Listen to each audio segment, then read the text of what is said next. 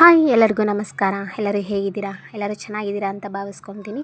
ಇವತ್ತು ಫಟಾಫಟ್ ಅಂತ ಒಂದು ಈಸಿಯಾಗಿ ಬಿಸಿಬೇಳೆಬಾತ್ ಮಾಡೋದು ಹೇಗೆ ಅಂತ ನೋಡೋಣ. ಮೊದಲಿಗೆ ಒಂದು ಕುಕ್ಕರಿಗೆ ಅಕ್ಕಿ, ಬೇಳೆ, ತರಕಾರಿ ಎಲ್ಲ ಮಿಕ್ಸ್ ತರಕಾರಿ ಹಾಕಿ, ಉಪ್ಪು ಮತ್ತು ಸ್ವಲ್ಪ ಎಣ್ಣೆ, ಸ್ವಲ್ಪ ಅರಿಶಿನ ಪುಡಿ, ಚಿಟಿಕೆ ಅರಿಶಿನ ಪುಡಿ ಹಾಕಿ ಕುಕ್ಕರಲ್ಲಿಟ್ಟು 2 ವಿಷಿಲ್ ಬೇಯಿಸ್ಕೊಳ್ತೀನಿ.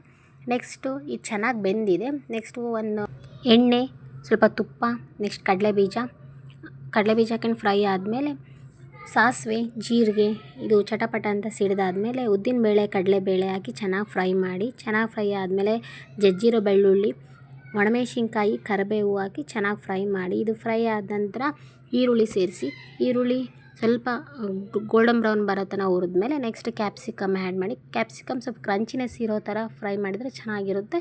ಕ್ಯಾಪ್ಸಿಕಮ್ ಅವೈಲೇಬಲ್ ಇಲ್ಲ ಅಂದರೆ ನಡೆಯುತ್ತೆ.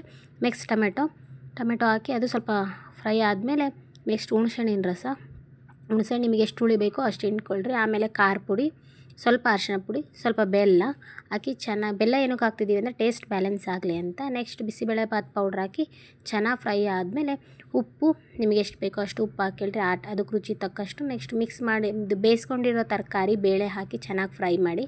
ಇದರಲ್ಲಿ ಕೊತ್ತಂಬರಿ ಸೊಪ್ಪು ಹಾಕಿ ಚೆನ್ನಾಗಿ ಫ್ರೈ ಮಾಡಿದರೆ ಟೇಸ್ಟಿಯಾದಂಥ ಬಿಸಿಬೇಳೆಬಾತ್ ರೆಡಿ ಆಗುತ್ತೆ. ಒಂದು ಸಲ ಟ್ರೈ ಮಾಡಿ ನೋಡಿ. Thank you for watching.